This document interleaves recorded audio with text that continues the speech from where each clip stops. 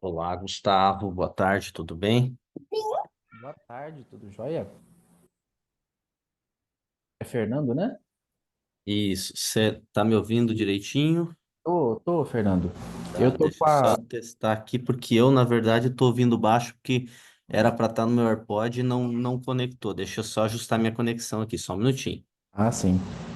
Eu vou pedir, Fernando, para utilizar a apresentação que foi gravada, se possível. Não sei como que tá. Não tô te ouvindo. Cortou. Aquela hora tava, agora cortou. Calma aí, que a hora que eu mexi aqui, eu fechei o microfone. Agora você me ouve, né? Sim, sim. Eu E tô eu com te a, ouço também. eu tô com uma bebezinha aqui também, tá terrível Ah, hoje. e eu tô com o meu pequeno aqui, que É agora se que- agitou a vir para cima também, mas ele Pois é. Ele já vai ter assistência daqui uns minutinhos, daí já fica fácil. Minha esposa está retornando. Aí eu fico Mas para. fique tranquilo, tá? Tá. Que aí eu fico para O- dúvida, algum questionamento que tiver, né? Eu fico aqui para apoiar, tá? Não, tranquilo. Era até um questionamento que eu ia fazer, porque a comissão acabou passando uma informação e depois essa informação ficou meio esquisita e eles falaram, não, beleza, vocês têm liberdade para determinar como é que vai ser feito, né? E, ó, curioso aqui. E aí, nessa de como é que vai ser feito, tem a opção, e aí eu deliberei realmente com eles que tanto a condição da gente apresentar quanto passar o vídeo é indiferente, né? Não muda substancialmente o processo. Então, cada um pode optar por um meio ou outro como achar mais fácil. Não, Tá? beleza. Tua opção já tá sacramentada aí. Eu já passo para o Alan, que é nosso assessor de sala aqui. Ele Tá. deve estar entrando em alguns minutinhos e já vai estar com os vídeos preparados para estar apresentando também. Ah, beleza, tranquilo. Aí ele mesmo que deve startar isso para gente. Tá. Eu vou estar por aqui com a câmera e o vídeo desligado, mas na hora eu abro, eu falo. Pode ficar bem tranquilo. Qual dos trabalhos é o teu mesmo? Eu não gravei É os o, nomes é o da evasão. da Então, evasão. Você fez junto com o Rodrigo, né? isso, Rodrigo, não, Laurien, Ah, então eu misturei. Natália, isso, Laurien, Ah, não, é que o Natália. dele é de impacto de pesquisa, tá certo. Invasão é Ah, da tá. UFMT, eu que misturei tudo na cabeça já. Tá, não, tranquilo, tranquilo. Você tá em Cuiabá? Tô em Cáceres, Ah, em Cáceres. 200 km mais ou menos de É, Cuiabá.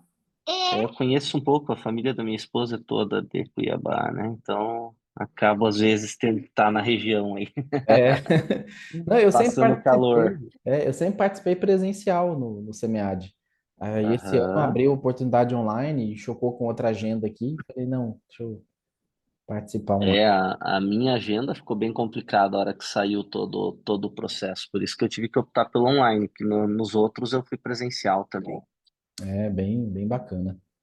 Mas tá Uhum. joia. Eu tô por aqui. Qualquer coisa é só Beleza. chamar, tá? Eu tô deixar Obrigado, fechado Gustavo. aqui, mas tô pronto, tá? Isso, tranquilo. Alan, você me ouve bem? Oi, boa tarde, ouço. Bem, como estamos? Tudo, tudo tranquilo. Você vai dar o suporte pra gente? Isso. Beleza. O Gustavo optou pela apresentação do vídeo, daí é você que vai tocar pra gente, né? Beleza. O Wesley e o Rodrigo chegaram já também. Tudo tranquilo com vocês? Boa tarde. Então, os microfones fechados, Wesley e Rodrigo. Wesley, diga lá. Fala Wesley, Boa fala tarde. Fernando, Tudo como é que estamos? tranquilo? Alan, prazer. Como é que ficou a opção de vocês para apresentação? A gente vai apresentar agora, online, Isso. Ah, presencial. vai apresentar realmente com a apresentação de vocês, dar Isso, sequência na discussão, né? isso aí. Perfeito, perfeito. Então já temos.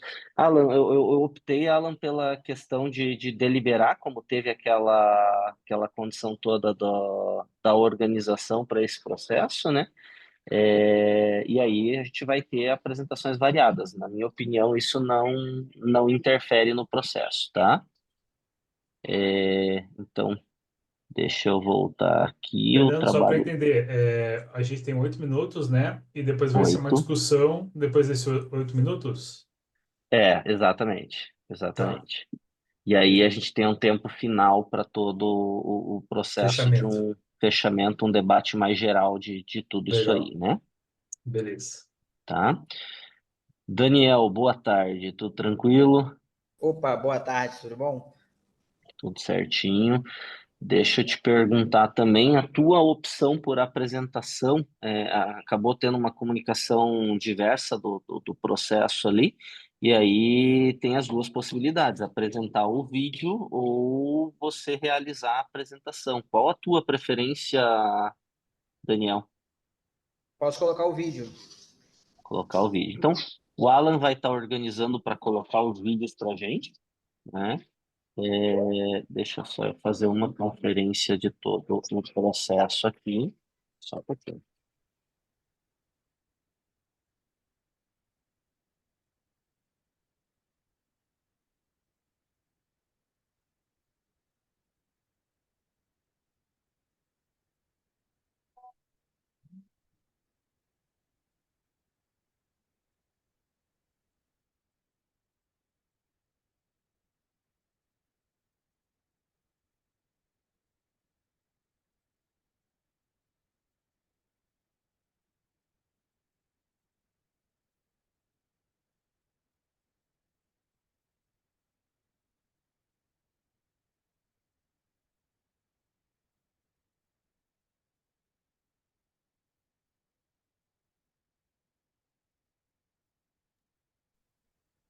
Bom, nós já temos representantes de todos os trabalhos, correto? É, Alan, você tem fácil a sequência toda aí? Sim, sim, tenho aqui disponível todos os materiais, só o pessoal. Eu seguir qual é a ordem aqui de iniciar as apresentações. Uhum. Vamos seguir o que está no programa inicial ali. Deixa só eu abrir novamente aqui, ó. Eu estava abrindo justamente a questão da sessão novamente aqui para o processo. Só um minutinho. Que ali já tem a sequência que estava, né? Primeiro, o impacto da variação do preço do gás natural na economia capixaba. Aí, na sequência, vem o de dimensões de impacto de pesquisa em administração, a revisão. Aí vem o de evasão acadêmica no curso de bacharelado em administração da Unemate. E aí o meu ficou por último, né? Que é o Predatory Competition. O meu, eu posso fazer a apresentação dele também daí. Aí ficariam 2 vídeos e 2 apresentações para ficar balanceado, para não ficar somente um com apresentação.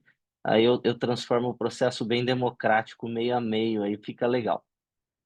Então, da minha parte, se você puder dar o início com o primeiro vídeo.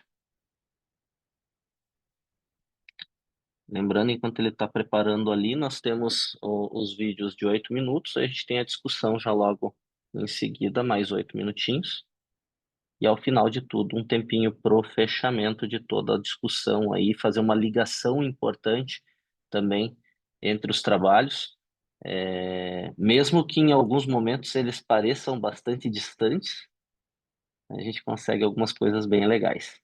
Então, vamos aguardar o início do vídeo. Está visível para todos?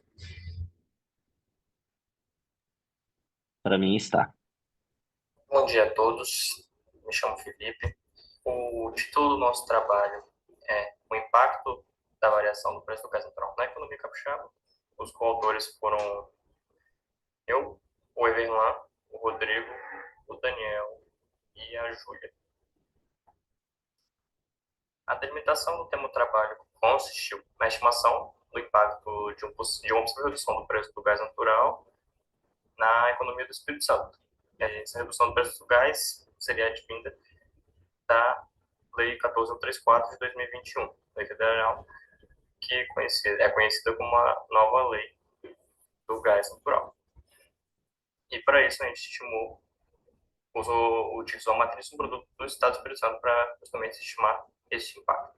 A nova lei ela busca atrair novos participantes na cadeia produtiva e aumentar os investimentos, também estimular o consumo do gás natural, justamente por conta do gás natural ser um insumo energético menos poluente do que a lenha, o petróleo, o carvão.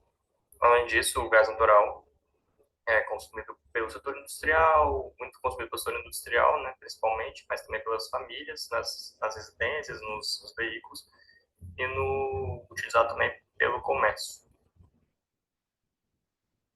Então, o trabalho se justifica pela importância da discussão relacionada ao gás natural, que foi trazida no slide anterior, e também pode contribuir com outros trabalhos relacionados ao tema, também em contexto regional, também em contexto federal, nível federal, caso surja esse desejo.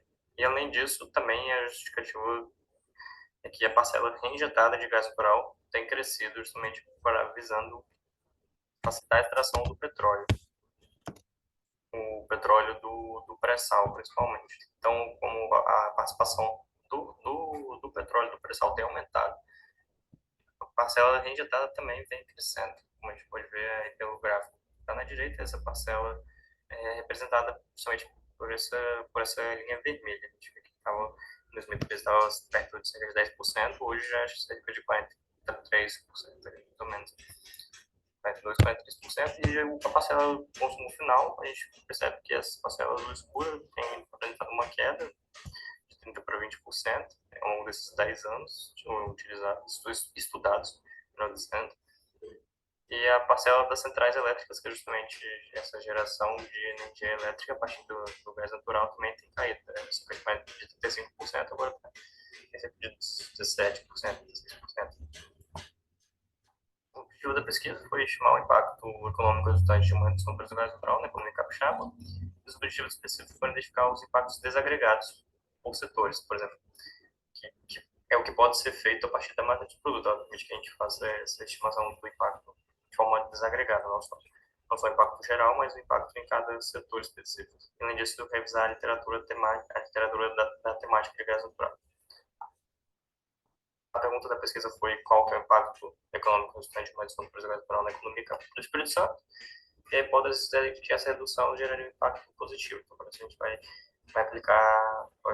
passar a metodologia agora para vocês, para poder justamente mostrar qual seria o impacto, como que a gente fez para estimar isso. Aí tem algumas referências que a gente utilizou. A amostra foram dos 35 setores que possuem na matriz um produto do Espírito Santo. O período utilizado foi justamente o período da matriz do produto, que foi o ano de 2015. Aqui na parte da direita a gente tem algumas equações, e na última delas a matriz inversa de Dirichlet. Multiplica pelo vetor.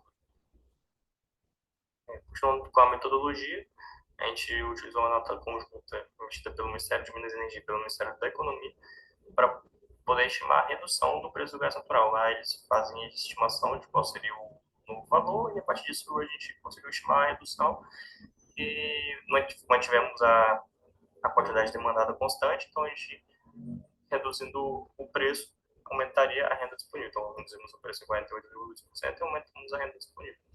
O aumento da renda disponível foi de 629,5 milhões e o valor foi distribuído a partir da demanda de cada uma das áreas, né, desses setores. Então, por exemplo, o consumo das famílias. A gente tinha lá quanto que a família consumia de cada setor, então a partir disso a gente conseguiu fazer a distribuição, sendo que os 3 principais setores que as famílias demandam são as atividades imobiliárias, alimentos, bebidas e saúde privada.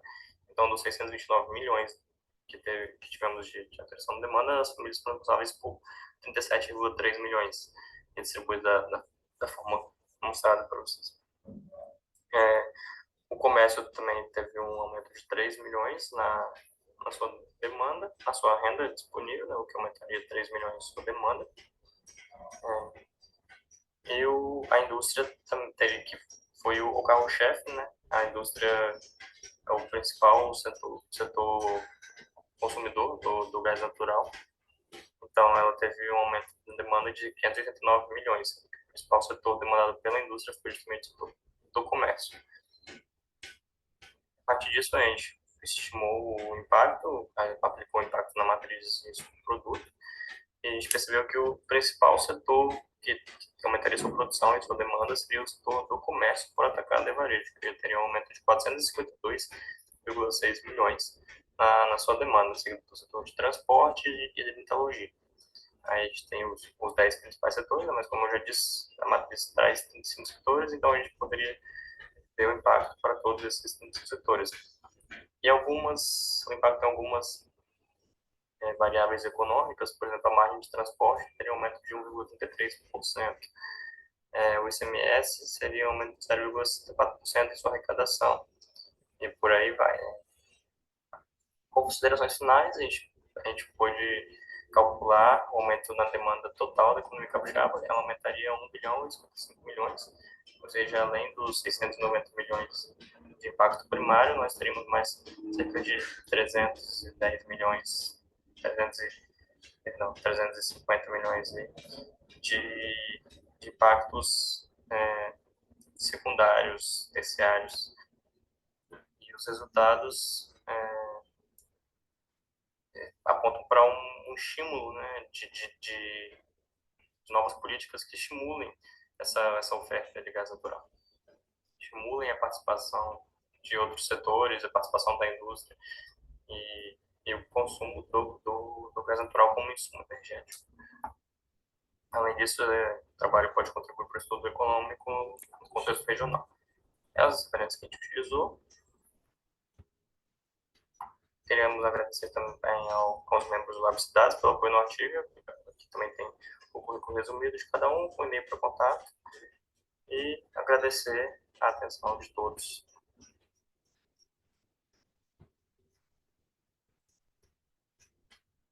Legal. Eu vou abrir um timerzinho aqui no meu celular para também não estourar o tempo, 8 minutinhos, para a gente. Já começou. Para você falar um pouquinho, Daniel, você participou do trabalho, você que está representando, né? Nós vimos algumas coisas ali da questão, antes de eu abrir até para os demais o microfone, a questão toda de metodologia, tudo para fazer um processo comparativo. É, e a minha pergunta maior, o que veio agora na minha curiosidade, porque como eu tenho um pezinho sempre no ESG, pô, nós estamos falando de um combustível fóssil e que está em alta, está num crescimento, está com todo esse processo. Sei que até por um contexto de região tem toda uma condição da canalização de gás, todo esse processo, conheço bem o mapa dessa distribuição no Brasil. Vocês chegaram a pensar também em aplicar esse mesmo estudo já para outros tipos de combustíveis, de repente biogás ou outros elementos? Como é que está esse pensamento só dentro disso? Só para eu entender. Tá com o microfone desligado aqui.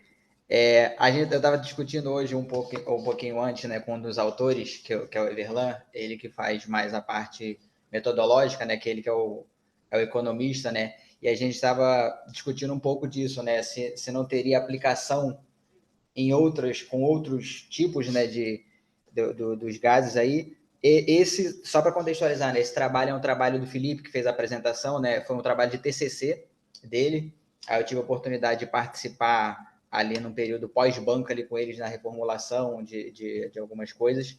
E a gente estava pensando não só nessa questão de trabalhar com outros elementos, mas também de tentar trazer uma atualização, né, para o próprio Espírito Santo, né, assim, porque a gente, se você verificar, o contexto é antes da legislação ser aprovada, né, que é a lei de 2021, então nós fizemos essa simulação com base no que a legislação propunha, né, de redução e tudo mais, tanto é que a gente estimou um percentual de redução com base no valor que eles acreditavam que ia ser, né, reduzindo, né, de menos 48%, e aí a gente fez aquela questão um pouco da economia, né, vamos manter tudo mais constante ali, né, ceteris paribus, e considerar essa de demanda como consumo. Então, é uma reflexão agora que a gente vai reforçar ainda, né, para essa demanda de agenda de 2025, mas é bem interessante esse ponto, né, que você levantou agora, para a gente poder trabalhar com esse método, né, que nos permite fazer essa análise bem bem abrangente, tanto direto e indiretamente, né? Que é o que foi dito ali da matriz, né? O Leontief, a inversa, ele nos abre essa possibilidade, né? De pegar não só o impacto direto, mas os fatores indiretos também, que foi um pouquinho que a gente tentou trazer ali. Mas é interessante essa reflexão para a agenda de 2025. Eu até anotei aqui. Legal, legal. Alguém tem algum questionamento antes da gente ir dando sequência na fala? Como é que ficou? Rodrigo, Gustavo, Wesley, quem gostaria de se manifestar também em todo esse trabalho? Daniel, parabéns pelo trabalho aí, muito bom. Eu Obrigado. fiquei com uma dúvida bem específica, que é em relação às variáveis de controle. Eu não sei se apareceu ou não ali nos slides, eu tenha passado, eu não vi, mas vocês chegaram a utilizar a variável de controle para mensurar esse impacto? Caso sim, quais foram? E se não, por que não, né? Daí, só para... Sim. Na verdade, não utilizamos, né? A gente só pegou mesmo a matriz, fizemos essa simulação da redução, né? Como que seria o novo preço, né? Simulando com essa redução e transformando esse preço novo em demanda aumentar no sentido de aumento da demanda, que seria uma renda disponível, né? Para essas pessoas consumirem mais desses outros setores. Mas é até um ponto interessante, né? Da gente acrescentar umas outras variáveis e verificar como que esse comportamento funcionaria, mas a gente não utilizou não, a gente só fez esse retroalimentação na própria matriz para verificar esses efeitos diretos e indiretos. Beleza, porque eu acho que para um periódico, daí eu acho que o pessoal vai ser mais cri-cri nesse ponto, tá? Então, mais assim, tentando comentar no sentido de ajudar vocês a pensarem Sim, nesse lado, tá bom? brigadão. Nada. E até você comentou, Daniel, que o trabalho ele é do TCC ainda, então ele vem de um processo da graduação, né? E aí Sim, sim, são alguns pontos pequenos, mas são aqueles pontos que quando você vai mandar para um journal aí para poder fazer realmente a publicação disso, automaticamente eles vão, poxa, você tem que cruzar alguma coisinha a mais dentro do processo para validação. Mas como origem ali, coisa a gente compreende bem, mas só lembra essas situações por proforma que tenho certeza que você também já tem no sim. radar para todo esse processo, né? Gustavo, Wesley, alguém mais gostaria de manifestar? Estão Não, quietinhos, vamos, tranquilo. tranquilo? Então tá bom. Só fazer um complemento, que Pode falar. essa questão é interessante. Eu sempre, quando eu participo de artigo, eu sempre gosto de justamente participar de congressos antes de submeter para periódicos, né? Porque no congresso é justamente essa troca, né? A gente vai pegando algumas coisas que os autores já não estão enxergando mais, a gente fala assim, cara, a gente precisa de alguém de fora, né? Para poder acrescentar e trazer mais informação. Então, eu sempre gosto de participar dessa rodada de congresso, porque sempre tem algo a agregar, né, para poder melhorar o artigo, já buscando essa questão do periódico mesmo. E alguns pontos de cruzamento muito legais, né? Se eu saio de uma região e analiso o contexto de duas regiões para esse processo todo ser validado, a questão de eu analisar um ou dois tipos de combustíveis diferentes, a própria questão da variável que o Rodrigo trouxe também dentro do processo para controle de tudo isso aí, são alguns pontos que depois quando a gente volta lá no periódico, começa a olhar o modelo do que eles estão publicando. Eu gosto muito de usar dessa forma, né? É buscar o que está sendo feito naquele jornal-alvo e aí tentar, de alguma maneira, estruturar o processo a partir desses elementos para que eles possam realmente estar com o mesmo sentido de atratividade. Não no sentido da cópia de metodologia, porque eu acho que daí também não faz sentido para a ciência, né, a cópia de metodologia, mas muito mais no sentido de eu fechar lacunas que já são comuns dentro do processo, né? Aí acaba validando bem legal tudo isso aí. Eu achei bem interessante. O que realmente tinha ficado, e daí você vê como é engraçado, a gente vai buscando na leitura todo o processo, né?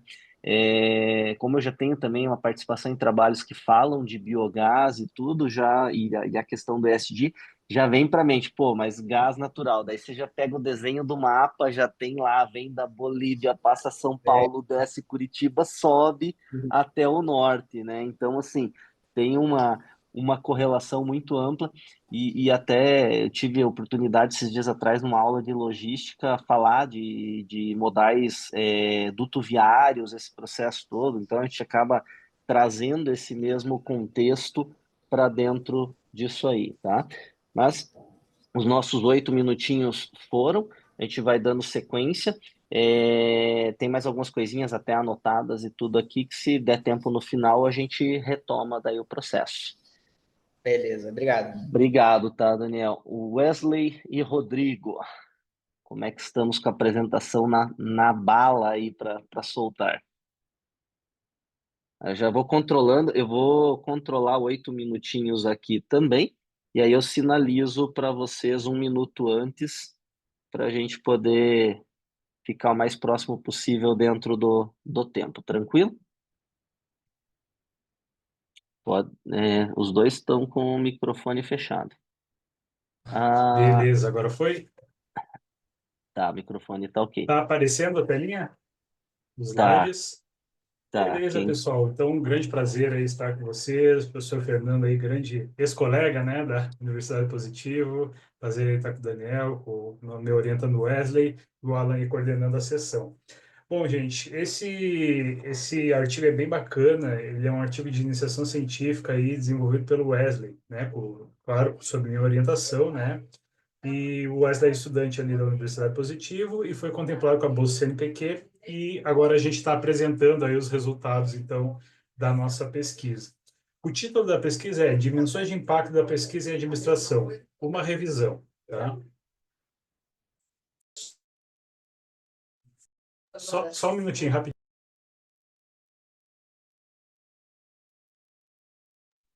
Só alguns ruídos aqui, deu, voltei. Então, nosso título aqui é Dimensões de Impacto da Pesquisa e Administração, uma revisão, né? Então, eu e o Wesley iremos apresentar agora aqui para vocês. Bom, qual é o contexto, né, gente? A gente tem visto aí bastante, né, na publicação, no contexto acadêmico, que muitos artigos científicos têm publicado muito sobre o impacto acadêmico da pesquisa. Quer entender assim, como é que é a questão da citação dos autores? Quanta citação eles têm, quanto impacto eles têm em termos de fator de impacto, que são os fatores de impacto periódico. O que ele tem de impacto nas orientações de pesquisa dele e tudo mais. Então, a gente vê pesquisas muito voltadas ao impacto científico, ao impacto acadêmico, dentro da nossa, da nossa torre de marfim, né, do nosso mundo acadêmico. Só que o que acontece? Recentemente, tem vindo autores da literatura e também a nossa própria CAPES, tem dito da seguinte forma: vamos olhar para o impacto social. Como é que a gente pode sair dessa nossa torre de marfim, né, desse nosso mundinho acadêmico, e olhar para fora da academia, né?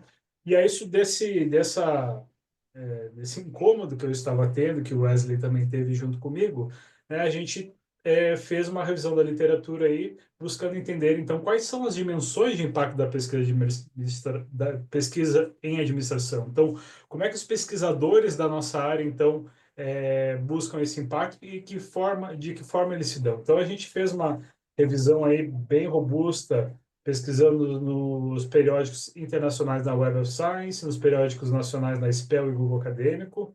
Utilizamos várias palavras-chave ali, impacto acadêmico, impacto da pesquisa, para fazer esse levantamento. Então, a gente levantou eles, fizemos uma análise dos resumos, e a partir dessa análise a gente gerou um banco de artigos, de 59 artigos internacionais e nacionais que contemplavam, então, essa temática do nosso trabalho.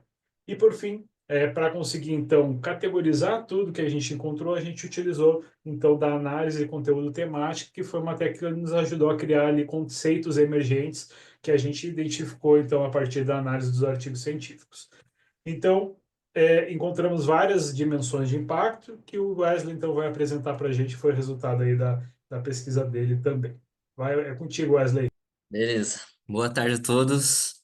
É, esse foi a ideia, né? Mapear todas as dimensões e colocar cada item que nós fomos encontrando durante o caminho dentro de dimensões grandes que podem ser classificadas ali e mencionadas ali de forma mais assertiva. Então, por exemplo, achamos vários itens, como vocês podem ver, e a gente foi classificando eles em grandes dimensões. A primeira dimensão encontrada foi o engajamento acadêmico. O que seria o engajamento acadêmico? Seria toda aquela atividade possível que o pesquisador faz para disseminar, produzir o conhecimento acadêmico. Então, a gestão de PPG, a participação em congressos científicos, como vocês podem ver,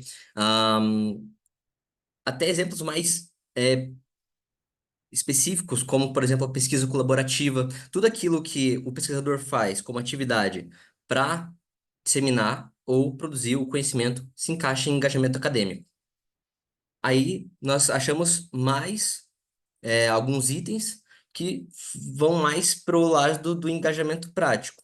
Só uma questão. Ali embaixo, como vocês podem ver, a gente colocou ali alguns dos atores, mas são alguns apenas. Se vocês abrirem o artigo lá, vocês vão ver que tem uma vasta gama de referências ali em cada um desses tópicos. Então, o engajamento prático seria mais voltado para o que o pesquisador pode fazer, ou o que o pesquisador faz, para pegar a pesquisa e ir direto na empresa, fazer parceria com empresas, fazer parceria com organizações, com gestores públicos, com gestores privados, todo esse movimento da academia indo para o lado mais prático, se encaixa em engajamento acadêmico, como a participação dele em consultorias, eh, a extensão universitária até, porque é pegando aquele conhecimento que está sendo estudado e aplicando em alguma instituição parceira.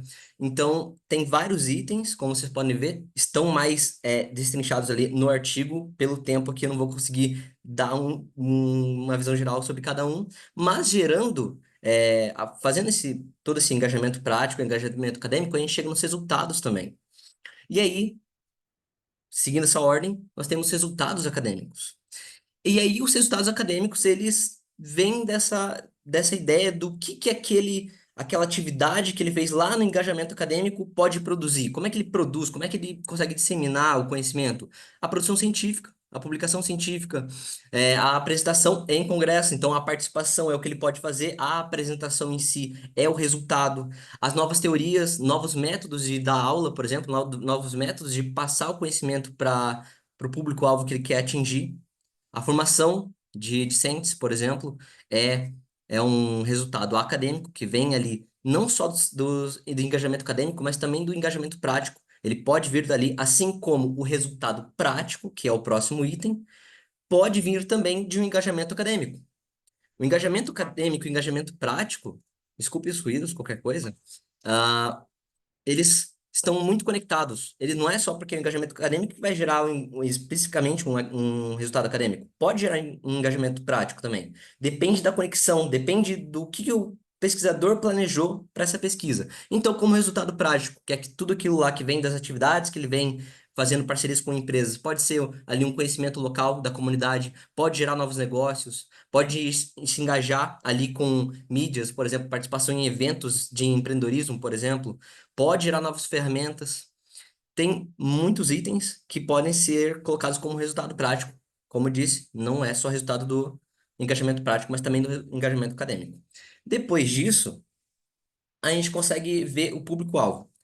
Por que a gente deu ênfase no público-alvo? Porque quando você pensa em impacto, você tem que deixar muito claro onde você quer impactar. Quem que você quer atingir? É o profissional? São os gestores? É a comunidade local? Por quê? Porque dependendo do que você quer atingir, você tem que traduzir a sua pesquisa muitas vezes. Você tem que pegar aquele conhecimento e deixar aquele conhecimento próprio para esse público-alvo. Ou, se você vai atingir um público mais amplo, às vezes precisa fazer mais de um trabalho para atingir mais de um tipo de público, sempre traduzindo para esse público. Depois disso, temos também os tipos de impacto. Essa foi uma dimensão maior ainda, que é pegando todo esses impactos que a gente listou lá e colocando, foi impacto econômico? Descrevendo isso aqui, o que é um impacto econômico, por exemplo, né? É aquele impacto que afeta ali o nível comercial daquela região, consegue impactar o nível econômico das empresas, por exemplo, o impacto ambiental, aquele que afeta, consegue afetar ali o meio ambiente, às vezes, que dando uma nova solução, dando uma nova ferramenta, dando novas ideias para a comunidade local, por exemplo, a gente consegue listar e colocar aqueles pontos dentro dos tipos de impactos também. Considerando tudo isso, qual que foi o objetivo final do nosso artigo e onde que a gente chegou que foi tão importante, que deixou que deixou todo mundo muito animado ali no processo. Foi que no processo a gente foi pegando artigo por artigo e foi vendo que um dava uma ideia aqui, um outro dava uma ideia aqui, o impacto acadêmico, o engajamento acadêmico. A gente pegou tudo isso, juntou e começamos a discutir sobre como que o engajamento acadêmico às vezes está relacionado ao impacto prático, como o impacto acadêmico está relacionado ao engajamento acadêmico, que era antes separado, a gente conseguiu unir e conectar. Então, e no meio disso tudo, como eu disse, o tradutor é o seu público-alvo. O que que você quer atingir? É o público-alvo? Então a gente começa dali. Como que você vai impactar? Quais atividades você vai fazer para impactar aqueles públicos que você quer? E lógico, tudo isso sendo encaixado dentro dos tipos de impacto, como vocês podem ver ali embaixo. Gerando isso, a gente conseguiu ali ter algumas ideias para estudos futuros, como por exemplo, beleza, nós listamos. Como é que a gente consegue medir esse impacto? Então, por exemplo, um possível estudo futuro seria indicadores para medir esse impacto, por exemplo. Então, enfim, esse foi o nosso artigo. Espero que tenham perguntas. Vamos lá, vamos lá.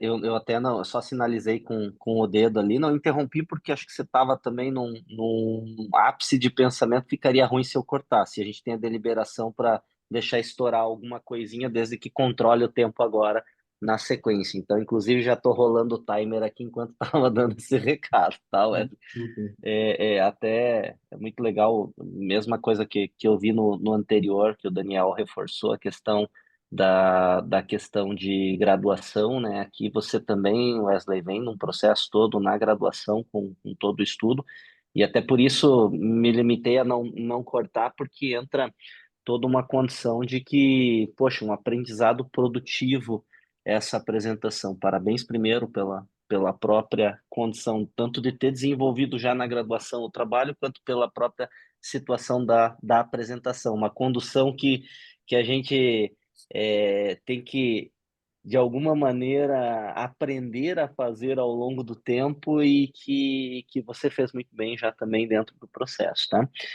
O tema é muito interessante. O tema é muito interessante. Até também não vou delongar, depois, se for o caso, eu fecho a questão de tempo. Mas alguns pontos legais da gente pensar realmente do que está sendo feito, e até esse nosso momento aqui, ele está presente na discussão de vocês ali, né? Então, o quanto a gente, de alguma forma, pode tentar absorver, o quanto isso está gerando um impacto depois em toda a questão de resultados, né? É, e o Daniel comentou agora há pouco ali a questão, poxa, traz para cá antes de pensar realmente na estrutura para o journal.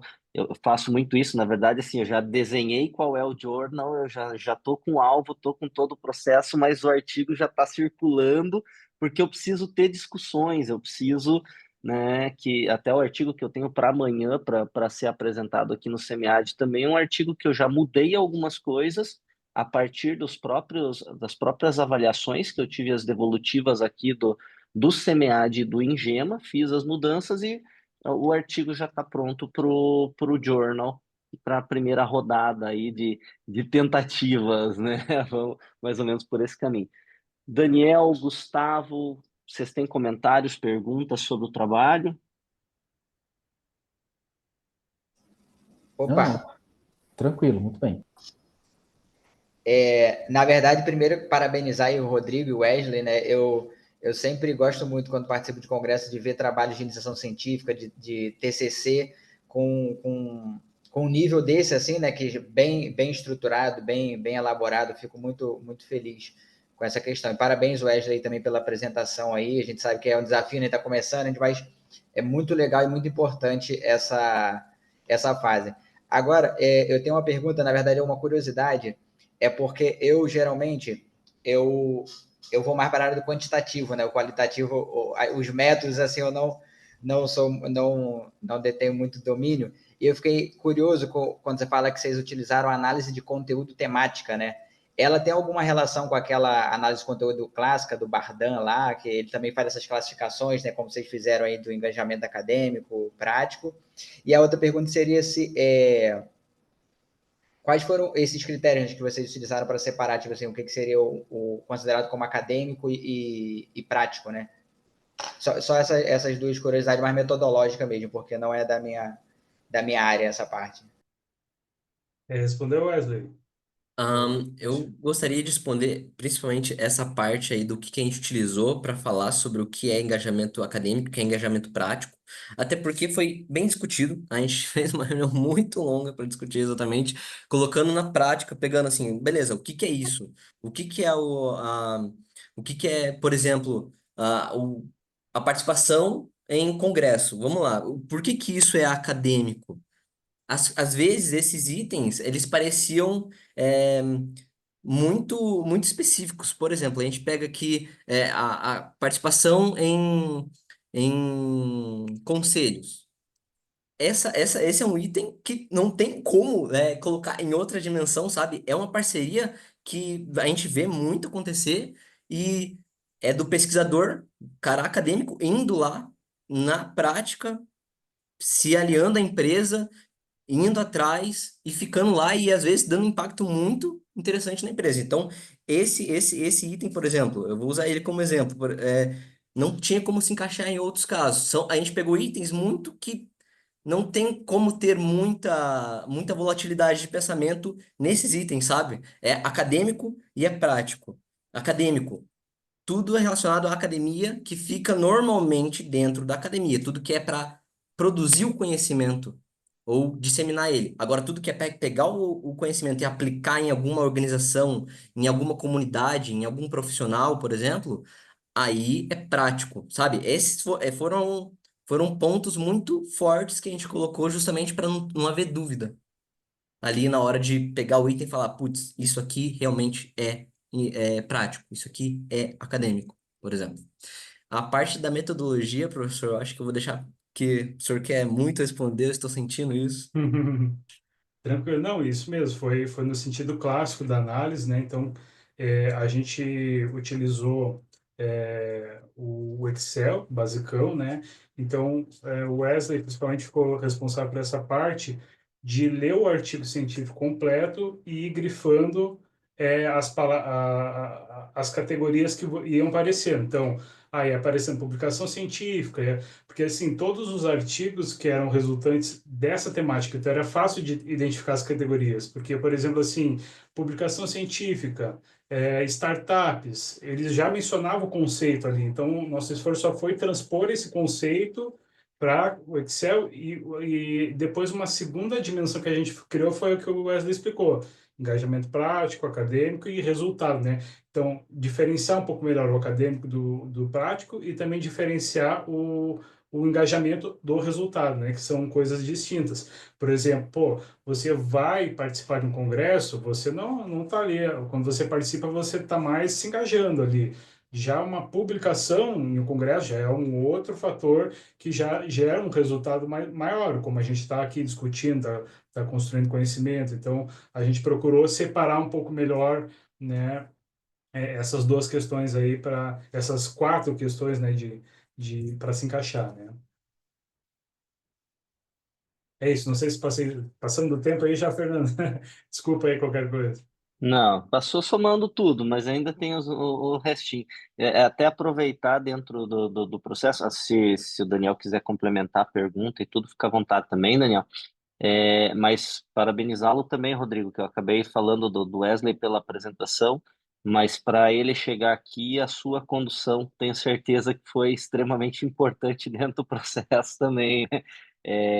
Que acaba, de alguma maneira, trazendo aí toda uma luz legal para a condição toda desse trabalho.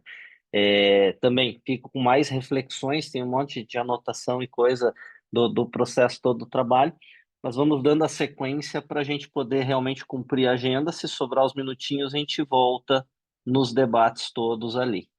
Alan, agora é o trabalho do Gustavo, aí para esse é a apresentação com vídeo também.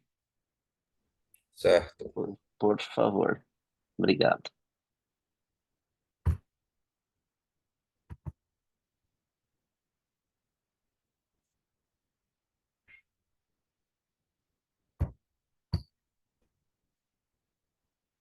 Olá, eu sou Lauriane Moreira Salvino, vim apresentar o artigo Evasão Acadêmica do curso Bacharelado em Administração da Unemat, ofertado no Núcleo Pedagógico de Campos de Julho, uma análise dos fatores motivadores. Além de mim, temos esses autores, A evasão, ela tem como sinônimo o abandono e a desistência, e essa pesquisa buscou investigar os fatores desse abandono e caracterizar o perfil socioeconômico dos alunos evadidos, identificar as dimensões da evasão e, ao final, sugerir ações que possam colaborar com a eliminação desses índices de evasão.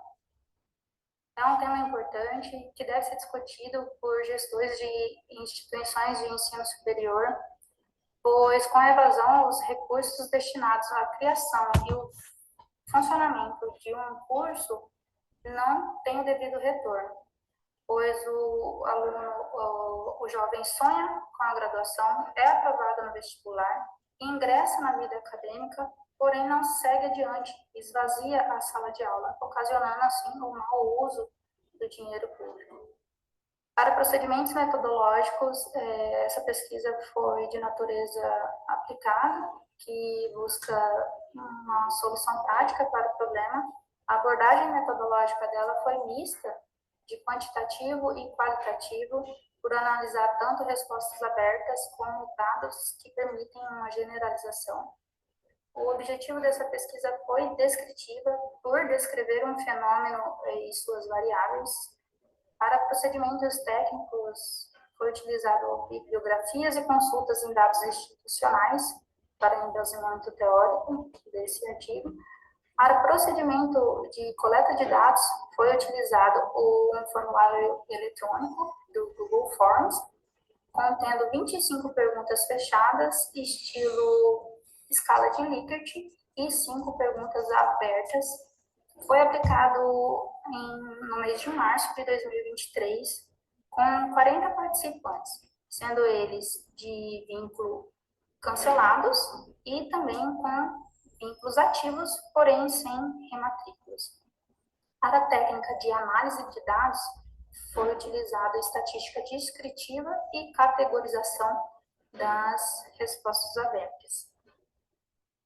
No capítulo de resultados e discussão, referente à caracterização do perfil socioeconômico dos alunos evadidos, foi visto que 53% dos alunos evadidos são do gênero feminino.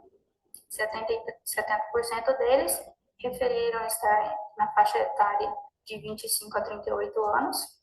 43% deles afirmam ter renda familiar de 3 a 5 salários mínimos. 73% desses alunos evadidos, se encontravam empregados formalmente na época da evasão. 38% deles referiram residir com mais 2 membros da família.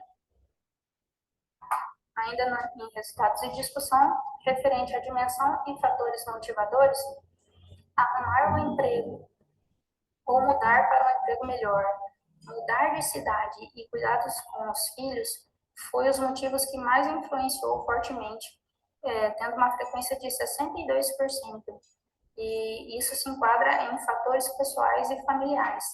Dentro dos fatores pedagógicos e didáticos, o tempo necessário dado pelos professores para se dedicar aos estudos e tarefas e provas totalizou 20,7% dos motivos causadores da evasão.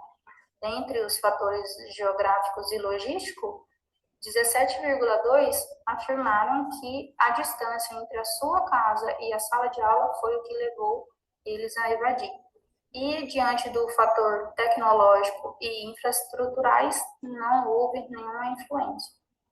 Após a análise desses dados, foi possível montar um plano de ação com metas que possivelmente pode minimizar ou eliminar a evasão. Diante dessas ações, tem a disponibilização de um auxílio transporte, uma vez que a distância entre a casa e a sala de aula foi um motivo causador da evasão. Projeto de iniciação científica com bolsas acadêmicas, para promover mais o envolvimento do aluno e um auxílio financeiramente. Projeto de inclusão digital, para auxiliar os alunos com dúvidas com relação às tecnologias. revisão das metodologias didáticas, uma vez que o tempo dado pelos professores foi um dos motivos que levou alunos a evadir. Criação também de uma comissão de monitoramento para a evasão, atendimento psicológico ao aluno com propensão à evasão e criação de premiações e incentivos de permanência que gratificam o aluno vencer cada etapa, cada semestre. Uma ação voltada para minimizar a evasão, lá no núcleo pedagógico, foi inaugurada durante a pesquisa, no dia 3 de agosto de 2023, uma brinquedoteca para as crianças, filhos dos alunos. Assim, com o intuito deles não desistir, levava a criança e continuava na sala estudando. Por fim, como considerações finais, o objetivo dessa pesquisa foi alcançado, pois foi evidenciado motivos da evasão nas turmas e seus dados podem contribuir com sugestões de gestão, que podem ser adotadas para eliminar ou mitigar a evasão. Não foi obtido um motivo significativo ou absoluto para a evasão. No entanto, dentre as dimensões dos fatores motivadores, foi identificado que os fatores pessoais e familiares foi o que influenciou fortemente os alunos a evadir, ou seja, ingerenciais à universidade. A dificuldade encontrada no desenvolvimento dessa pesquisa foi na coleta de dados, ao buscar contato com os ex-alunos. Recomenda-se, então, replicar essa pesquisa com outras turmas fora de série, outros municípios, de outra realidade, outra universidade ou até mesmo com a turma desse núcleo pedagógico. Essas são as referências bibliográficas utilizadas, algumas delas. E obrigada.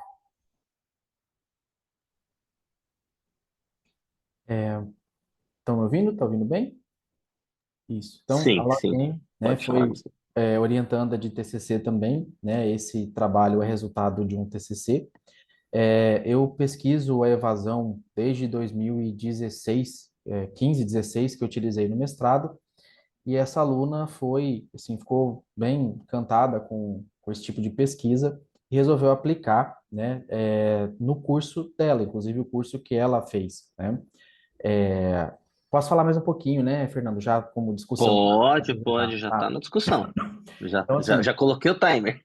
então, assim, por que que... 8 minutos, né? Até 8. Menos 8, até, né? Tá. então Então, assim, 8. o que que acontece? Esse tipo de curso, ele é o que a gente chama de turma fora de sede na universidade estadual, né? Então, a universidade, ela é pública, ela tem vários campos que ofertam cursos permanentes, e Mato Grosso, ele tem alguns municípios que são, assim, bem rico mesmo. Campos de Julho é um dos municípios com maior PIB per capita do país. São 7 mil pessoas com PIB per capita ali de 225 mil reais, mais ou menos, por pessoa. Então, é um município, assim, pequeno, que atinge facilmente, né, os indicadores escolares municipais, né, da educação básica, que eles são obrigados, sobra recurso e muitas vezes eles não têm muito o que fazer.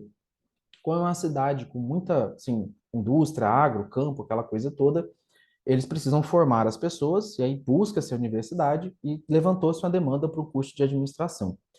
Foram 100 vagas ofertadas a um custo total de quase 1.200.000, isso orçado, executado acho que não chegou a 800 mil, se eu não me engano, bem abaixo, porque pegou pandemia, teve aula remota, aquela coisa toda. Mas a questão é o seguinte, né? A gente trabalha muito na questão do custo aluno, né? E a evasão, ela impacta nisso. Quanto maior a evasão, né? No final você começa o curso com custo aluno, né? Pegar aqui 1.200.000 para 100 alunos, você tem 12 mil reais por aluno para formar um aluno de administração em 4 anos, com qualidade, assim, com todo, né, o trabalho dos professores, ensino, pesquisa, extensão, tudo feito. E só que é um curso que teve uma evasão muito acentuada assim, 80% quase de evasão. E aí você, né, bom, pagou 800 mil para formar 20, né, você tem aí quase 40 mil custo aluno, então isso muda significativamente a dinâmica ali dos custos. E a ideia era tentar entender esse comportamento, primeiro para ver se há algo que possa ser feito, né, algo que a instituição pode fazer, né, sem reduzir qualidade nem nada disso, né, e o que poderia realmente ser feito para outras turmas, outros cursos, para que essa evasão não ficasse acentuada assim. Porque a universidade até tem, assim, alguns índices de evasão por alguns tipos de curso, mas o curso de administração, ele oscila ali em torno de 30%, 35%, e esse deu quase 80% de evasão, né? Eu falei, vamos tentar entender o que aconteceu, né? Então, a gente dividiu em algumas dimensões, né? Dentro dessas dimensões tem algumas categorias, e a gente tentou entender o que influenciou ou não.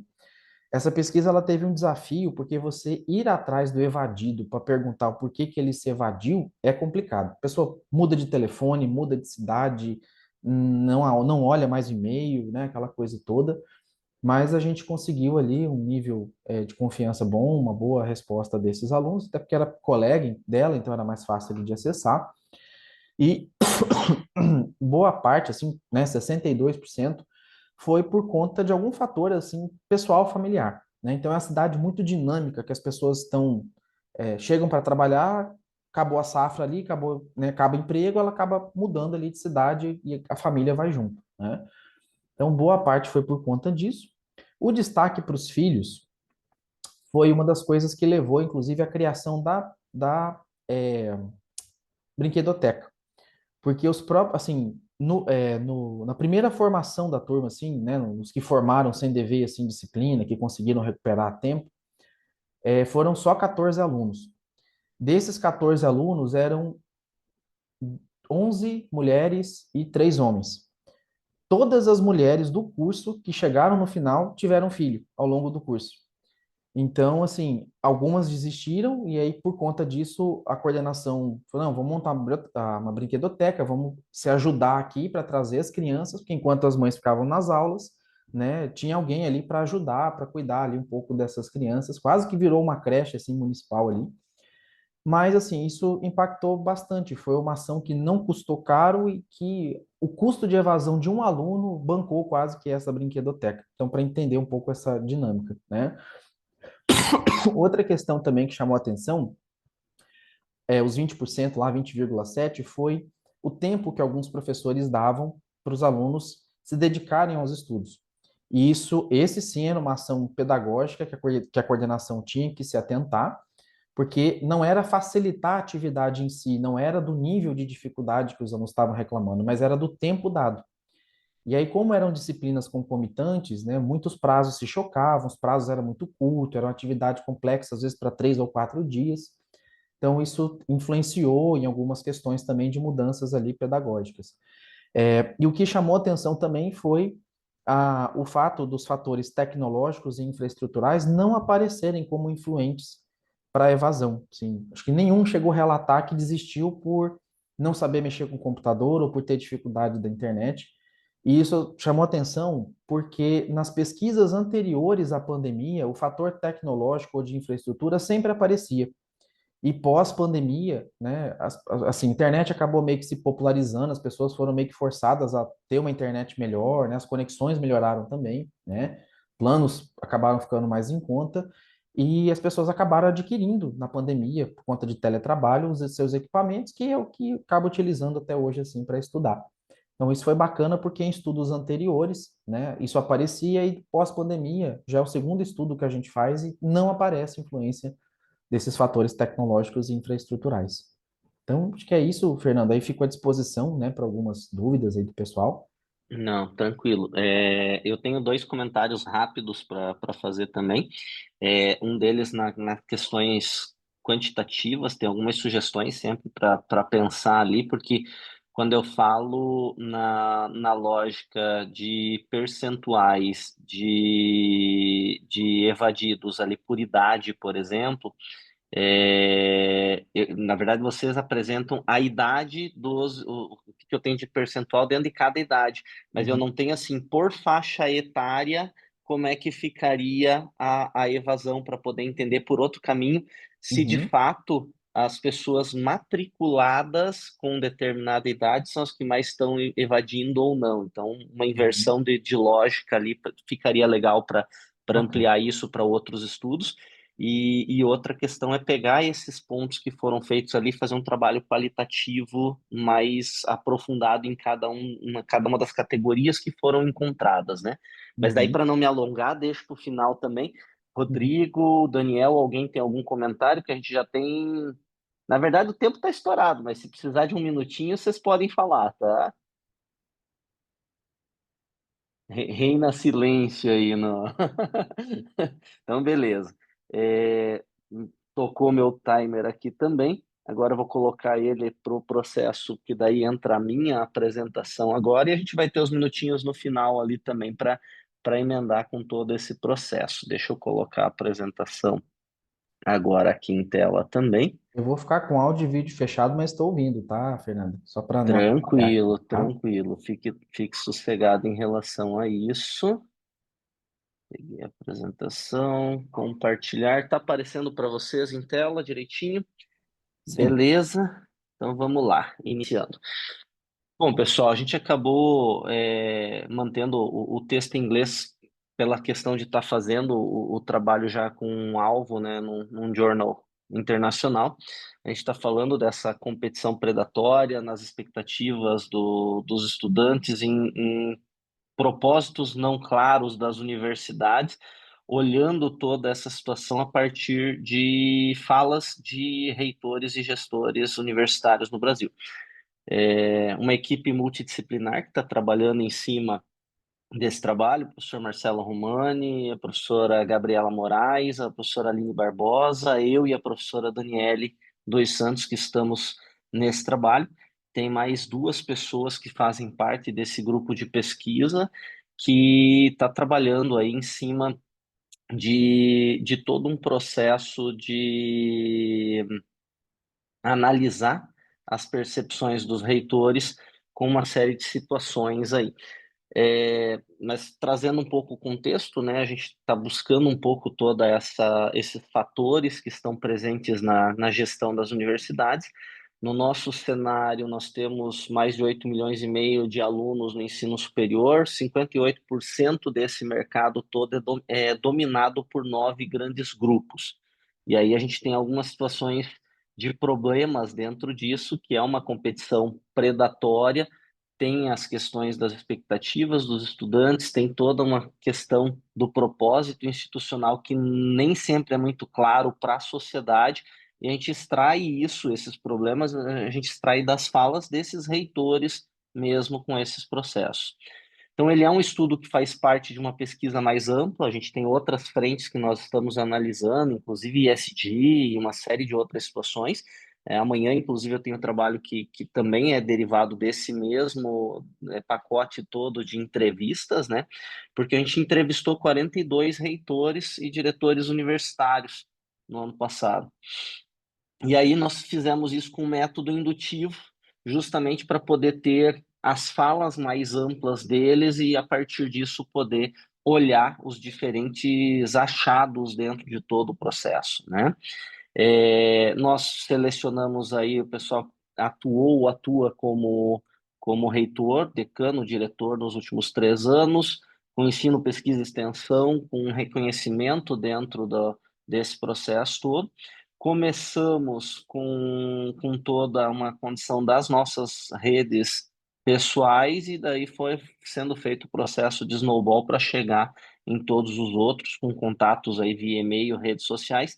Nós tivemos uma adesão surpreendente, 91% aí, de 46 convidados, 42 aceitaram. E isso é um processo legal porque também mostra o envolvimento que eles mesmos tiveram quando a gente se apresenta como universitários fazendo um processo todo de uma pesquisa a favor das universidades. Eles fazem parte disso, né?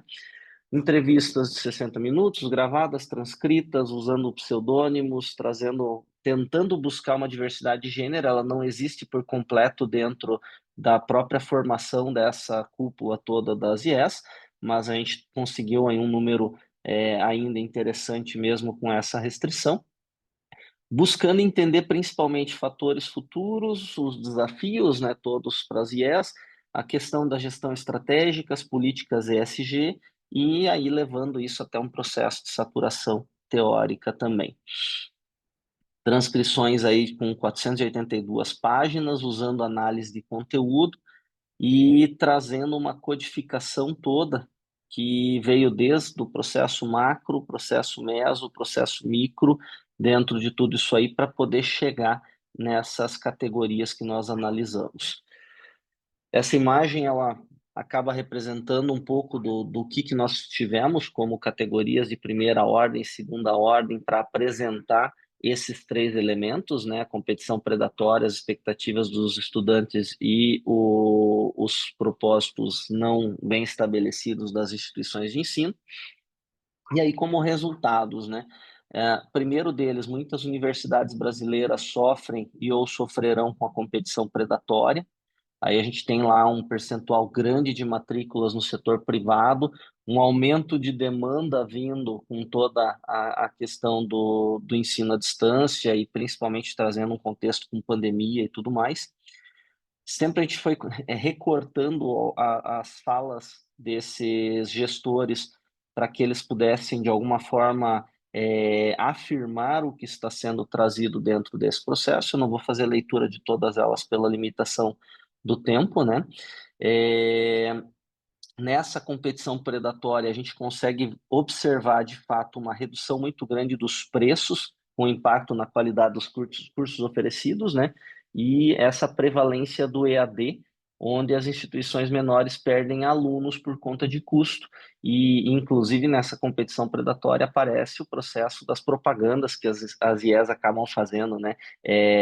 Pague menos do que o valor de uma passagem de ônibus por dia no seu curso superior e assim por diante, né?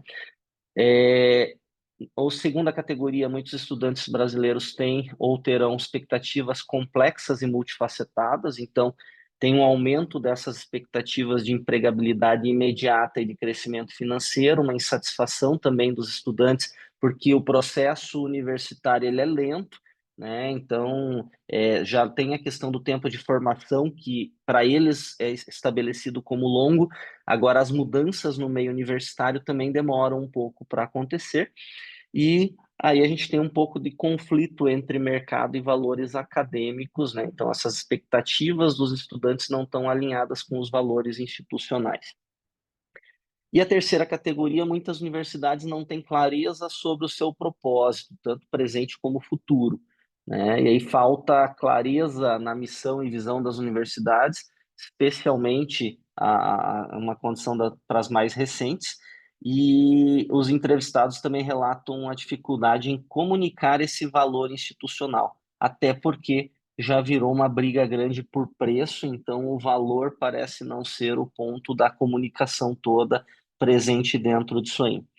E aí nós temos com isso alguns impactos aí da falta de propósito no planejamento estratégico, que envolve inclusive alterações políticas e econômicas aí que acabam dificultando essa consistência do planejamento, porque a cada pouco nós temos novas condições, o MEC muda as situações, e isso vem nas falas também desses gestores, né?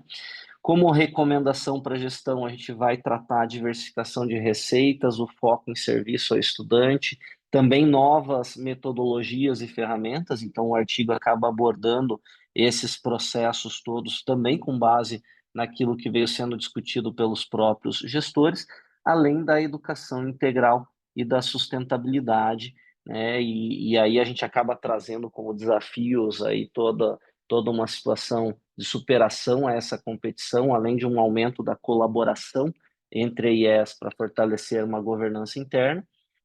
Como reflexão final, já estourou meu tempo aqui, mas vamos também estourar um minutinho no processo, né? As universidades brasileiras têm a responsabilidade de preparar cidadãos e profissionais num mundo em constante mudança, isso vem de uma das falas.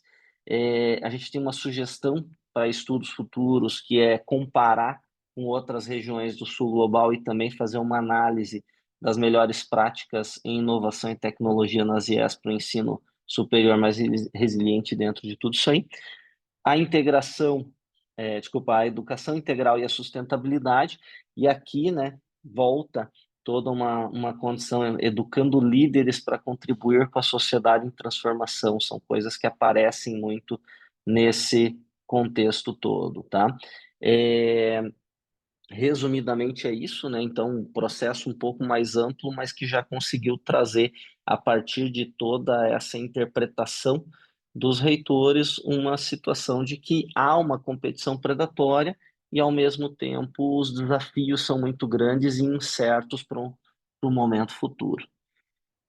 Encerro, abro para vocês falarem agora, e aí vou computar aqui 7 minutos pelo atraso meu dentro do processo. Podem ficar à vontade aí para os comentários, perguntas e tudo mais. Rodrigo, Gustavo, Daniel. Oi, eu tenho só uma curiosidade, Fernando. Dos 42, primeiro parabenizar aí pelo artigo, né? A gente viu que é bem robusto, né, a proposta. Desses 42 reitores que vocês entrevistaram, todos eles são parte participam desses 9 grandes grupos que você cita, que Não, não. Nós entrevistamos reitores de universidades públicas e sim. particulares, né, e daí de grandes grupos e de grupos menores também. Então foi bem variado mesmo o Entendi. processo, e isso traz algumas conotações muito interessantes, porque os problemas são diferentes, né? Reitor de universidade pública trazendo para a gente que ele precisa achar meios para colocar bolsas para os alunos permanecerem em sala de aula, porque eles estão trocando a sala de aula por emprego. E aí, no caso das universidades privadas, você entra com esse processo do pague menos do que a passagem de ônibus. Então, Sim, são coisas bem complexas, mas que acabam estando ligadas de uma forma ou de outra, tá? Que quando eu pego as duas falas, né, da pública precisar pagar para o aluno ficar em sala de aula, ao mesmo tempo que a privada está depreciando cada vez mais esse processo, a gente chega na mesma conclusão. O jovem, ele vem com aquela questão assim, poxa, é mais fácil, vou usar o termo certo agora para vocês darem risada, mas é mais fácil ser um TikToker, um influencer, do que fazer um curso superior, né? A visão que eles têm é muito essa, é muito lento, é muito isso, muito aquilo, e ganha sim. mais dinheiro do outro lado, que depois acaba não chegando numa regra correta, né, com todo o processo, mas é o pensamento que se tem. Eu Sim. comparo isso com a ideia do jogador de futebol, né? Que os pais, até pouco tempo atrás, olhavam muito, não, meu filho vai ser jogador de futebol para ficar milionário. E aí você tem, sei lá, quantos milhares de jogadores de futebol e a grande maioria não ganha absolutamente nada, ganha salário para passar fome, né? E a piazada hoje vê na ideia digital dos influencers, esse processo todo, nos próprios jogos, né, de bets e tudo mais que estão entrando aí nesse processo todo, eles veem aquela coisa de, nossa, aquele ali é um mundo maravilhoso, mas eles não enxergam que é a mesma realidade do jogador de futebol, né? É um percentual muito pequeno e o futuro é muito Sim. curto, ponto, acabou. Mas isso deprecia e no meio do mercado todo gerou uma confirmação para essa competição predatória, né? Sim. E interessante também ver essa conexão, né, que você acabou de mencionar, né, que a escola pública procura ali pagar para manter o pessoal, porque o pessoal sai para trabalhar, e foi justamente o que o Gustavo identificou na pesquisa dele lá, né, que é aquele núcleo familiar ali que tinha essa parte, né, da pessoa abandonar para buscar emprego e renda, enfim. É a grande questão, né, a se refletir, né, hoje. Exatamente, exatamente. Você Caiu cruza as novamente, Fernando? informações e está validando o processo, né? De uma maneira ou de outra, isso vai validando todo o processo, porque é uma série de fatores, né, que envolvem condições desde culturais, econômicas e tudo mais, que vão trazer nesse contexto que o Gustavo apresentou antes ali a questão de, poxa, tipo, eu vou me jogar para esse lado ou não vou. Do outro lado, você tem instituições que elas tiveram uma liberdade muito grande para fazer todo um modelo, mas nesse modelo que foi, vou brincar até com a palavra, em vez de liberdade, foi uma libertinagem do processo, acaba se criando a ideia de que, poxa, eu tornei isso num negócio não sustentável, né? As universidades passaram a entrar num parâmetro de não ter sustentabilidade financeira, principalmente, dentro do processo, né? Aí entram agravantes, né? O próprio artigo que eu apresento amanhã, que fala de uma inércia das instituições de ensino superior em relação a políticas de ESG, ele vem exatamente porque, assim, poxa, se eu não tenho nem sustentabilidade financeira, como é que eu faço o resto do processo do ESG? É mais ou menos isso, né? Como é que eu vou pensar no Sim. próximo? Como é que eu vou pensar no meio ambiente? Como é que eu vou pensar em tudo isso aí se eu nem comer, não estou comendo? Se jogar para. A preocupação é, tem que pagar a conta, aí depois, e não tem tempo, né, para esse depois, de pensar em depois. Fernando, Exato. será que o fato de alguma dessas aí serem de capital aberto, por exemplo, talvez não influencia ela ser mais predatória, por exemplo, na questão de competição de preço? Porque muitas vezes o mercado, ele olha lá, tá, ela teve um lucro pequeno, mas quantos alunos ela tem, né? E assim, eu já vi alguns outros tipos de banco é um exemplo bem claro disso, assim. Muitas vezes o investidor ali, ele quer saber de número de cliente, ele não quer saber se o banco está dando lucro ou não. Ele olha que ele cresceu, diminuiu, aumentou, né? E aí ele sabe, não, tá crescendo, tá bom, né? Igual o Nubank operou no vermelho, assim, muitos anos, assim, mas ele, como vinha crescendo de ampliação de cliente, isso, ainda que desse prejuízo, isso não era um ponto positivo para o investidor, entendeu? Então, não sei também, né, assim, mas... Isso entra também dentro de alguns aspectos de fala, são poucos, mas entram. É, porque, de fato, também eles olham muito essa ideia do volume e da preparação, inclusive algumas instituições que passaram recentemente por preparação para venda para empresa de capital aberto em bolsa ou que passou pela própria abertura de capital e tudo mais, acabam tendo essa visão, né? Eu preciso aumentar. Se vai ser sustentável, se não vai, é outra coisa. Se vai ter qualidade, se não vai, isso é problema de outro departamento, né? E isso veio prejudicando o conjunto inteiro daí do modelo, porque daí a gente olha isso respingando em todas as IES, inclusive nas públicas, né? Você olha cursos que não têm procura por É. estudantes.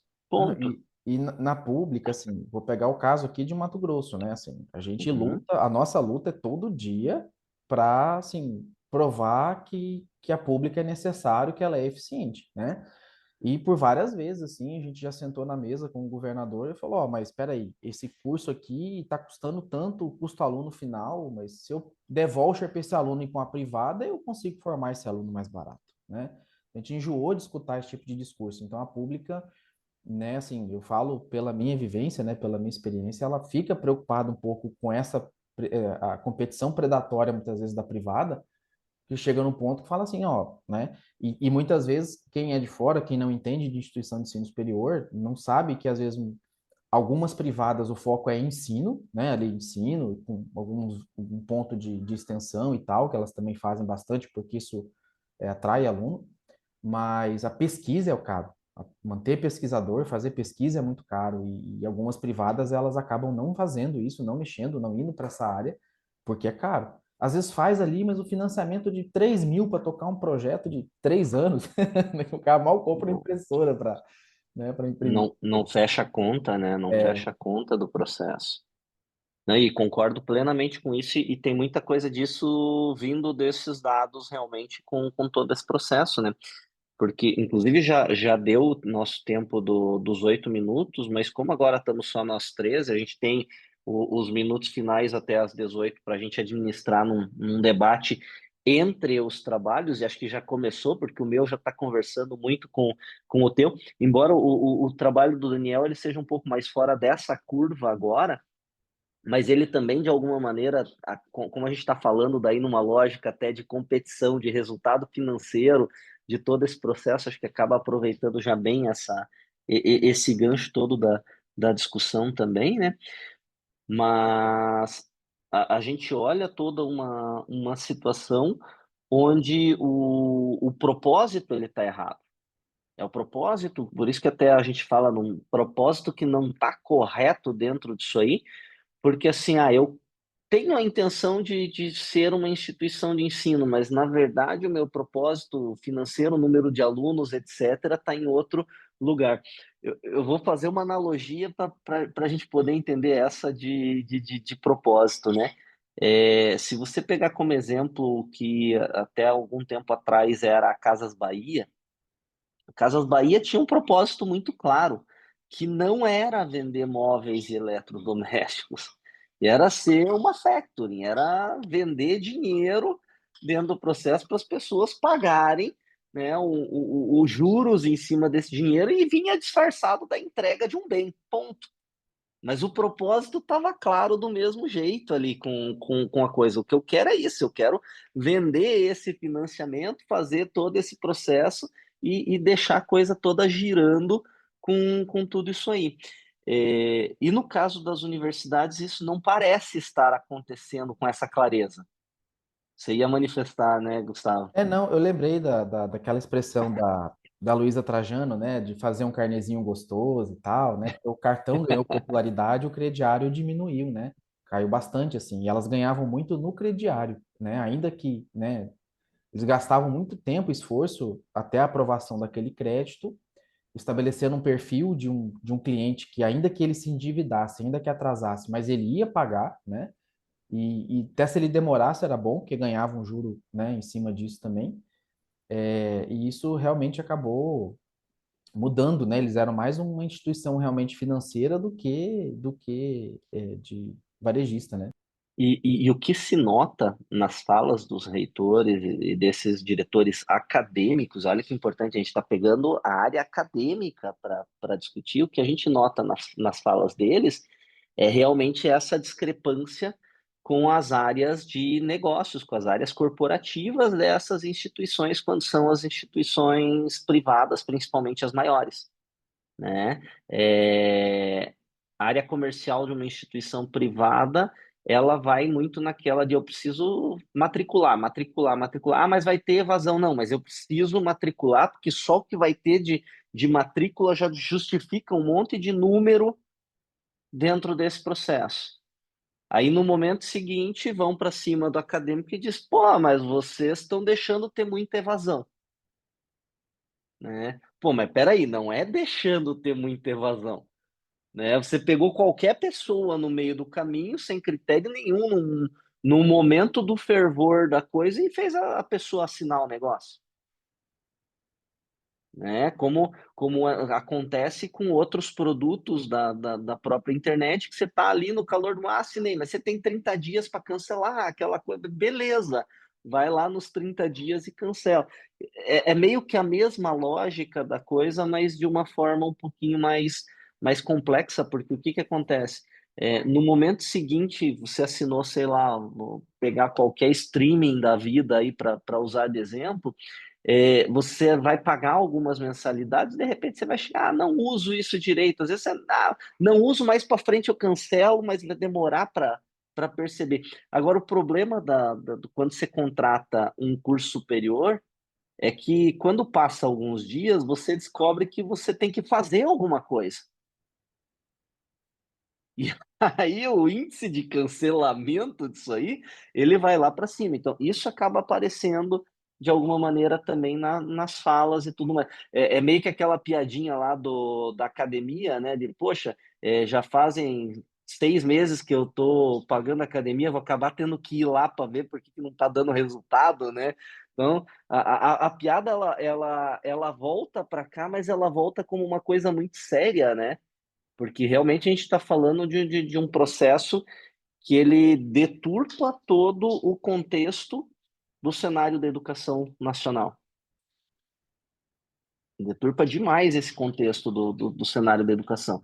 E isso é perigoso, porque daí isso faz ter que relaxar uma série de coisas, isso baixa a condição de valores que são pagos para a produção desses materiais.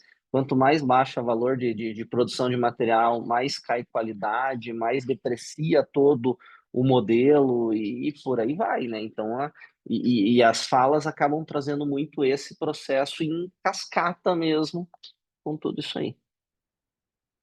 E até deturpando o conceito, né? Porque a questão, por exemplo, do EAD, né? Assim, o EAD ele acabou ficando muito, assim, mal visto, né? Até às vezes virando piada, chacota. Não, porque a aula vai passando lá, você assiste se você quiser, tá lá, né?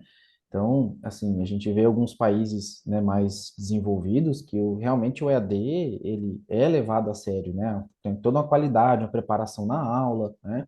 Às vezes aquela aula de 4 horas que ele fazia presencial no EAD é 40 minutos ali, dividido em 2, 3 aulas, né? Eu sou um grande defensor do EAD, Eu também. tá? Eu acho que o Brasil precisa do EAD, porque pelo tamanho, pelas dificuldades, acesso, todo esse processo. Eu dei aula, você falou em Cáceres, né, Gustavo? Eu dei aula em Rio Verde, em Goiás, em 2012, numa especialização, e era final de semana, tá? Os alunos vinham de outras cidades. Eu tinha aluno vindo de 700 quilômetros de distância para fazer aula da pós-graduação no final de semana, porque não tinha cidade mais perto com curso para a pessoa fazer 700 quilômetros todo final de semana, né? Então, assim, e é a realidade aí da região, se a gente parar para pensar. Claro que agora, 12 anos depois desse episódio, já mudou bastante coisa no cenário e tudo mais, né? Mas, então, o EAD, ele é necessário para esse tipo de situação. Mas um EAD com critério, com qualidade, com uma série de outras coisas que não é mais o que ocorre. Então, isso que ocorre hoje não tem como ser defensável de alguma maneira, né? Cai por terra o argumento com tudo isso aí. Pesado. É, inclusive, falando em EAD, né? Nós estamos fazendo isso daqui, né? Se nós teria que todos nós estaríamos na USP agora fazendo, né? Essa participação Exato. presencial, né? Mas é exatamente isso, o que o Gustavo mencionou. O problema é a deturpação do conceito, né? A ideia do EAD, como a gente foi falado aqui, é maravilhosa. O problema é o que as pessoas estão pegando e fazendo, né? Trazendo tudo isso só para a lógica do custo e aí uma forma de baratear, né? Vamos fazer, o cara vai dar aula EAD, eu coloco ali o salário bem menor, porque aí ele já ele nem é professor, mas ele é um tutor, né? Inventaram até uma nova categoria, então o salário não é mais de um Para poder professor, você baixar. baixa ali, aí o cara está ali com 500 alunos ali para atender, né? Porque é uma forma de baratear, porque né, você pega a galera do próprio EAD, você pega a galera do presencial que tem aquela carga dos 40% EAD e enfia todo mundo ali dentro da mesma sala, né? Então o que é o formato que tem sido aplicado. Aqui na região, por exemplo, um foco muito forte que as universidades têm feito, né? É o seguinte: medicina, não curso de saúde, especificamente medicina, bombardeado de propaganda, e os outros cursos, a maioria já foi tudo para o EAD, nesse sentido mesmo do EAD de barateamento, né? Ou seja, você grava a aula lá e tudo, só para você ter atratividade, né? Para não falar assim, essa faculdade só tem um curso de medicina, então eles mantêm o outro nesse outro formato, mas o foco mesmo, do ponto de vista assim, financeiro, o que vai me dar a grana é o curso de medicina. Então, aqui na região, elas estão fazendo muito essa reformulação, reestruturação, né, para esse caminho. Mas eu concordo, é exatamente isso. O EAD não é o problema é a forma que eles estão fazendo, né, do EAD, essa utilização que não tem como defender esse formato, né? Exatamente. E como a gente falou com o pessoal da área acadêmica, você nota uma frustração muito grande em a que ponto chegou esse processo, né? Claro que eu sei que alguns aí desse meio todo também são culpados em parte do processo, ponto. Não vão tirar, né, as culpas de todo o negócio, porque elas estão presentes também, né? Há uma permissibilidade para todo esse processo. Mas a ideia, assim, tipo, é meio frustrante você ver o ponto que a competição chegou com tudo isso aí. Perfeito, senhores. Se tiverem algum comentário adicional, nós temos 5 minutos até o nosso encerramento. Tem que fechar pontualmente, até pontualmente às 18, né, Alan? Alguns minutinhos antes não é o problema, mas passadas 18 eles brigam aí, que aí tem a sequência toda das atividades de todo mundo também. Mas achei muito produtivo. Daniel, a questão do gás eu acho sensacional a discussão toda, porque acho que é uma pontinha de iceberg para pensar numa série de outros itens também. O Gustavo não preciso nem comentar, porque como casam ainda os modelos de pesquisa, se complementam todos os processos, acho que isso deixa ainda mais atrativo. A gente vê que tem muito mais coisa para ser feito, né? Sempre esse negócio, a coisa mais legal que lá no começo a gente não quer entender na pesquisa e depois a gente chegando no ponto que nós já estamos, nós já entendemos bem, a questão dos recortes, né? A gente acaba tendo que recortar cada uma das coisas, mas a amplitude que isso pode chegar é muito grande, né? E acaba podendo proporcionar aí alguma coisa diferente. A nossa leitura agora ali é muito para tentar também direcionar a coisas em relação a sul global, para poder comparar com o norte global também, trazer alguns aspectos a mais aí, para não limitar só uma condição de Brasil, para ter certeza que o problema não é só aqui, eu tenho certeza disso também, pelo que a gente já viu em alguns outros estudos, em algumas outras situações, embora em alguns lugares a gente tenha um processo um pouco mais firme, né? Você pega a própria questão dos Estados Unidos, eles têm uma firmeza maior em relação ao EAD, né? As pessoas procuram por uma qualidade, tem lá os MOOCs, né? Os Massive Online Open Courses, que são extremamente difundidos dentro do contexto deles e tudo também, mas a gente tem uma série de outros lugares que, pela própria questão, e aí entram discussões complexas também, pela própria questão estatística, que há um interesse, inclusive por parte dos governos e tudo mais, em mostrar que mais gente está fazendo, essa deliberação para a coisa crescer acabou sendo de portas abertas, né? De porteira totalmente aberta com tudo isso aí, né? Porque fica bonito para estatística também, mesmo que não entregue o que precisa entregar de alguma maneira. Então, quando você olha a sequência toda, e aí é uma crítica geral, porque passa na mão de vários até chegar no processo todo, acaba sendo um pouco mais complexo com isso aí. E é isso, senhores, da minha parte, estão liberados para o nosso encerramento. Beleza. Deixa eu só salvar aqui o link, você mandou aqui o link da avaliação, né? Tem a Já, avaliaçãozinha para vocês fazerem ali já beleza, também, importante, tá? E aí, beleza, qualquer coisa adicional também, sempre à disposição de vocês. Tem os contatos fáceis ali, podem ficar à vontade, tá beleza. bom? Valeu. Obrigadão, Obrigado, pessoal, gente. aí. Um Alan, abraço. obrigado. Valeu Beleza. mesmo a parceria. Gustavo, Daniel, Obrigadão, até obrigadão mais, pela Kevin. discussão aí. Valeu. Um abração, Valeu, gente. Tchau, tchau. Abraço. Tchau, tchau. até mais.